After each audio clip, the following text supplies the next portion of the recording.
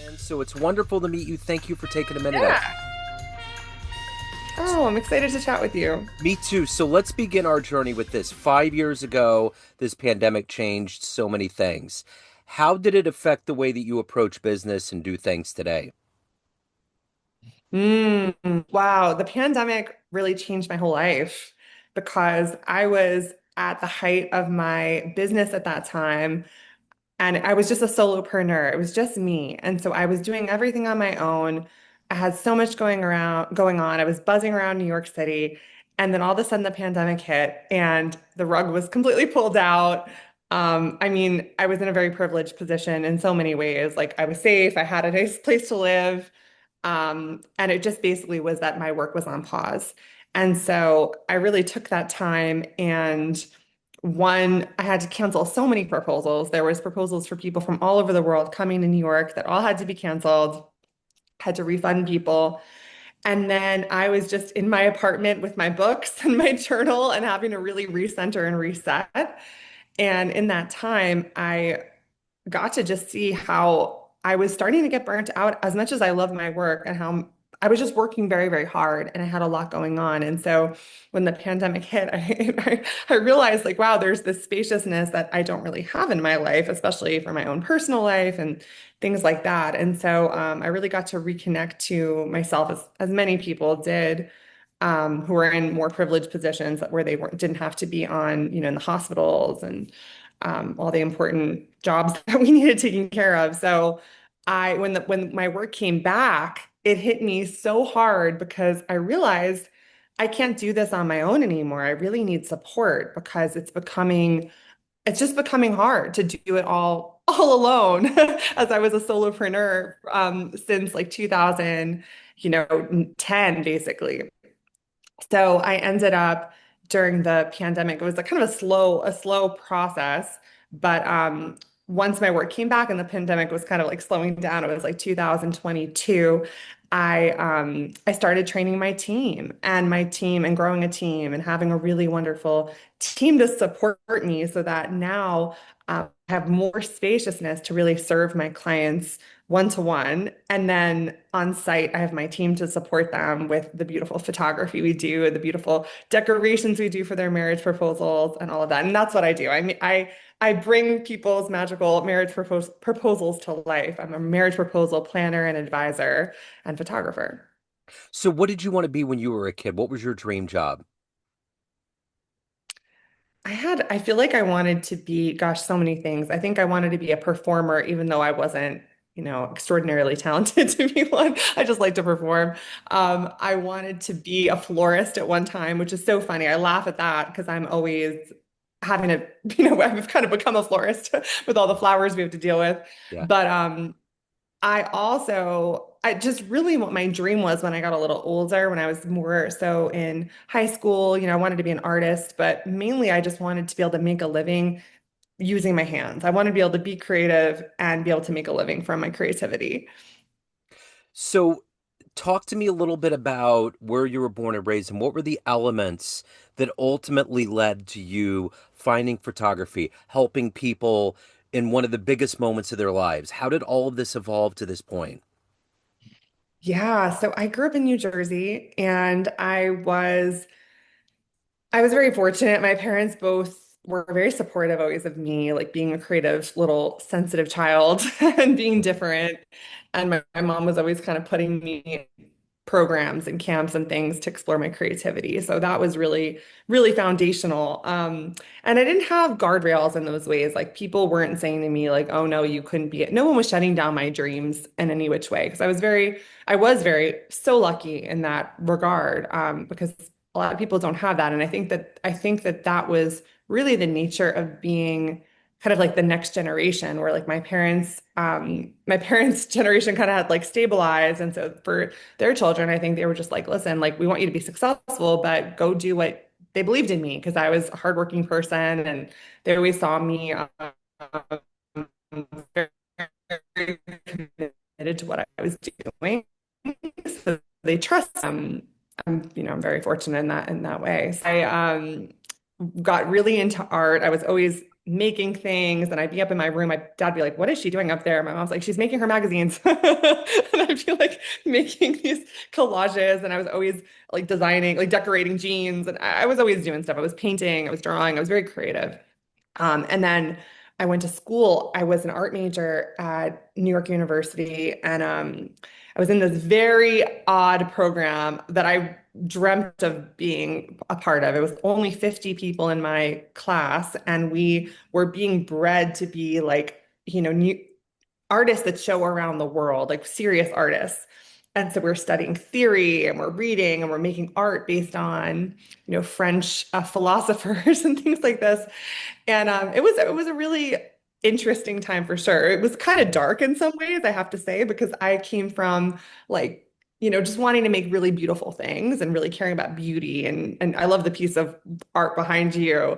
Oh, thank you. But they basically they were trying to make us very serious and very politically reactive and making a statement, which was all cool. And it was great to build my awareness around those things and expand my concept of just things don't, there can be a lot of beauty and ugliness too. And so, but I had this desire beyond school to do something commercial. And so I was always hustling, doing graphic design jobs, and I was doing a lot of video editing. I would take like the little skills that I had, and just try to find jobs based on those skills. And so I was doing all kinds of stuff. It was like a little freelancer, doing all kinds of little creative gigs. And then one day, simultaneously, my one of my best friends, who's actually coming to visit me today, he is a performer and in the Japanese market, and he was starting like a pop music career at the time, and he was doing all these photo shoots. And so one day I said to him, "Listen, like, what if you just got a camera? I could do the pictures for you and we can figure it out together." And he's like, "You know what? That's a great idea. Let's do it." So he got a camera and we played around, and I started, learning through shooting him. And around the same time, another friend, a rock and roll DJ in New York City, ended up hiring me to be the photographer for his rock and roll party in New York. And again, gave me his camera to use. I didn't even own my own camera. And so I learned on the job how to be a photographer just from experimenting and really learning about timing, and that you have to feel, that you have to experience to get. Yeah. But composition came super naturally to me, and yeah, I felt really fortunate, and it was really wonderful to get that start. And then from there, I got to another burnout point because I was in this nightlife world and I loved it so much. And it was such a great community of artists and musicians and really cool creative people around me. And I felt inspired all the time. But the city was kind of going through this transition where the rock and roll, this was like a revival rock scene. It was really just like a couple years that this was going on, and it was holding on for dear life. And then the clubs and fancy hotels weren't really supporting it anymore, and they wanted to bring in like, hip hop and other types of music. Yeah. Totally fine. But what ended up happening for me was my bread and butter at that time was becoming these nightlife shoots. And I didn't really that other but there was some it changed the whole scene. And so I wasn't around my friends anymore, and I was around kind of just like drunk drunk corporate people were coming in. Once got hit in the face by a girl while I was shooting. And Oh, so I got burnt out. And so I was thinking, what can I do? And so one day I ended up doing just deciding, you know what, I'm going to try to do family photography and go like a more wholesome route, encouraged by my dad, who basically said, you got to do bar mitzvahs and baptisms and weddings. And so it's like, you know what, I'll give it a chance. And so I was learning again on the job through doing all of these family events, which at the time, initially, I thought, oh, that sounds cool. I'm like this cool artistic rock and roll chick. And now I'm at these family events. And then I realized, no, like they're really wonderful. And I learned so much through doing them. And I love being around. I love being up in the daytime, not yeah. being up all night, first of all. So all of a sudden, one day I get asked to do a marriage proposal. And it was early days. Like this is just when around the time Instagram had come out. Maybe it had been out for only a few years, but barely anyone was using it. Yeah. And so it wasn't the world we're in now where everyone shares everything and everything's online. Every moment is shared, from your morning tea and coffee to right, all of your milestones are shared. But back then, people maybe only shared a picture of their wedding. Like that would mainly be all they would even show. So I'd never even heard of this, and no one really was doing this. And so I ended up saying, sure, I'll show up for this proposal. So I ended up photographing this proposal. And back then, again, I wasn't in the position I'm in now where I've done over 3,000 proposals. So when I have a client come in the door at this time, we're having a whole planning session to go over everything they might need to know for their big day, to get the right angles, get the best reaction, have everything go smoothly. Back then, I was showing up to just take pictures because the guy told me where he was going to be, and that was it. There was no plan. And so I do this proposal. And at the time, so the man was going to take a little rowboat out on the lake in Central Park, which is like the big park in New York, iconic park. And at the moment he was about to propose, he turned the boat in the completely wrong direction. Oh So no. you couldn't see her face. And so that's when I got the pictures. They ended up still being so happy, even though she was turned the wrong way. But from that moment, what was crazy was the next week, a woman contacted me wanting she wanted to do a proposal for her son on the lake in Central Park. And Wow. I told her, oh, well, I know how to help him. I know how to do it. And at the end of the shoot, she was so happy. She just was like, this is your calling. This is what you're meant to do. And that ended up sort of starting my whole work as proposal photographer, which evolved into having a full service marriage proposal planning business. That's wonderful. So who's been an inspiration? Who's been a hero for you? Oh gosh. My mom, I'm gonna say my mom. It sounds cheesy, but my mom in a lot of ways, because my mom was, different from me. My mom was Mm. a housewife. She was a housewife for many years, and then when she was 45 years old, she decided she wanted to be a comedian. And she went full speed ahead and took it really seriously. And she hustled, and she would drive, and we lived in New Jersey. She would drive into New York like almost every night to go do open mics and bring her shows. We got like bring your friends, and she took it so seriously. She ended up being like the driver for one of the top club owners. Like she was like his personal driver. She did that, and like this is a woman who like didn't need to do this, but she took it seriously because it was her dream and what she wanted to do. She like would hand out flyers in the street at 45, 46 years old, to start a new career for herself. And so I saw her hustle, and I saw her drive, and I saw her creative spirit. And I think that in a lot of ways, inspired me to believe like, oh, she became successful. So I was like, huh, okay. So the one thing about what you're doing is you're creating this moment, this love story, kind of christening it, and all of the books and music and art and all this stuff that we indulge ourselves in as humans is based on a love story. So my question to you is this, what's your favorite love story? Ooh, okay. Oh my gosh. Wait, I definitely have them. Oh, all right. Well, what would it be? I mean, I was such a fairy tale lover, and I had this old book that my grandma had of fairy tales. I'll tell you my favorite love story. Oh my gosh, it just came to me. Okay. Okay. I don't know if you've ever read the book Women Who Run with the Wolves by Clarissa Pinkola Estes. It's an incredible book. And basically what she does is she's a psychologist who goes back to ancient folklore and fairy tales, and she tells the story through like a psychological lens. And anyway, there's an amazing story called The Skeleton Woman. And it's about a fisherman who he's lonely, and he's one day out fishing, and he pulls up a pile of bones from from the water, and he goes to sleep that night, and he brings them into his cabin. And while he's sleeping, the bones come to life, and it's this woman who just starts kind of healing him. And he had had a lot of trauma and things he had gone through in his life, and she brings him back to life. And then they have this this love story together. And I Yeah. just think it's so beautiful. I once made a painting That's from it. awesome.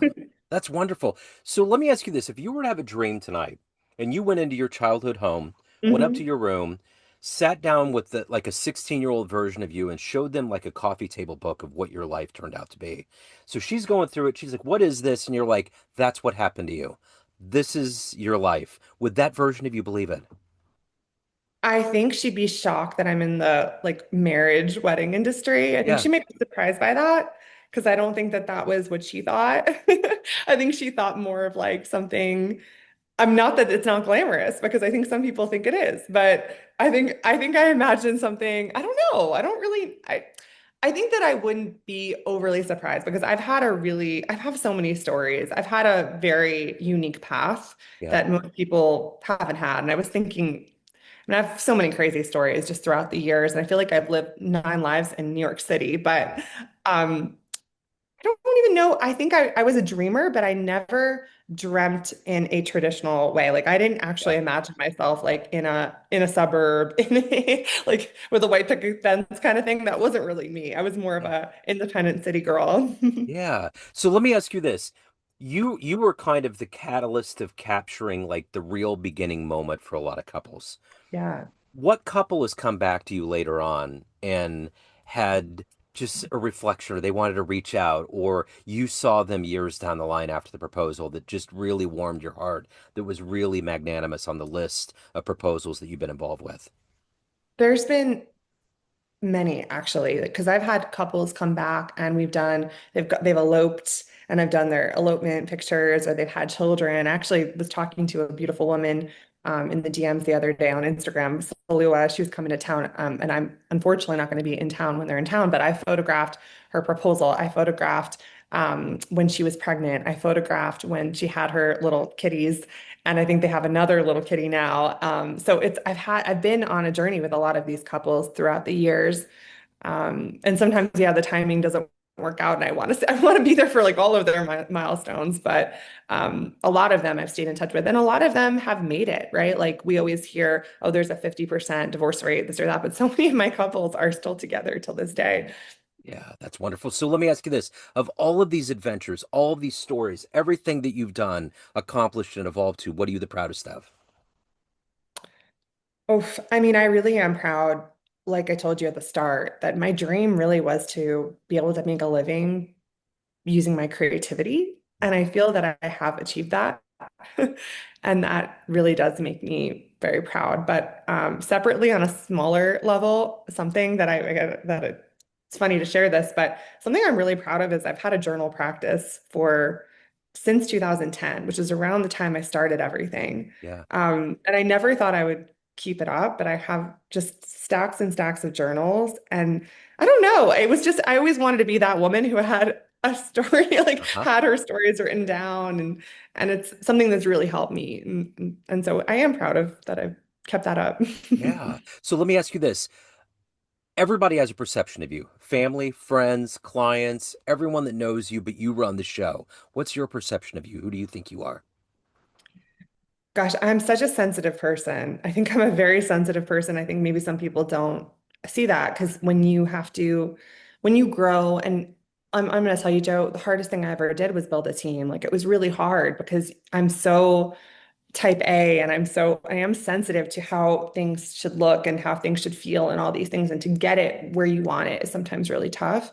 Yeah. And when you have a business and when you make your life your own, you have to put boundaries in place. And I think sometimes people don't always know, it's hard for other people to see you shift in those ways. But I just love, I love very deeply. I care very deeply. And I am just a very sensitive, introverted soul.